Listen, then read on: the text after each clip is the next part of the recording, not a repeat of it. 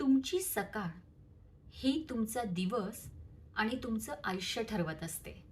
कारण जर तुमची सकाळच व्यवस्थित सुरू होत नसेल, तर तुमचा येणारा दिवस आणि येणारं आयुष्य हे चांगलं होऊच शकत नाही.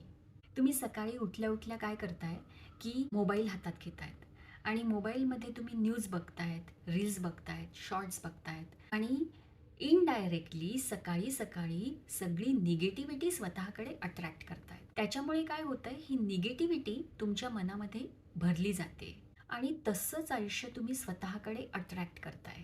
याऐवजी जर तुम्ही सकाळी-सकाळी चांगली पुस्तकं वाचणं, मंत्र किंवा श्लोक ऐकणं, ग्रॅटिट्यूड प्रॅक्टिस करणं, योगा किंवा मेडिटेशन करणं ह्यासारख्या गोष्टी करणार, तर तुमचं आयुष्य हे सकारात्मकतेच्या दिशेने वाटचाल करेल. पण आपण नेहमी निगेटिव्ह सुरुवात करतोय आणि त्यामुळे आपलं आयुष्यसुद्धा निगेटिव्ह होत चाललंय. त्यामुळे जर तुम्हाला आयुष्यात सकारात्मक परिणाम हवे असतील आणि यश हवं असेल, तर तुमची सकाळ मॅनेज करायला शिका. तुम्ही सकाळी जितक्या जास्त चांगल्या गोष्टी कराल, तितकं जास्त चांगलं आयुष्य तुम्ही जगाल.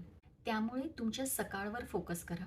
सकाळी उठल्या-उठल्या जितक्या जास्तीत जास्त चांगल्या गोष्टी करता येतील त्या करा. तुमचं आयुष्य नक्की चांगलं होईल.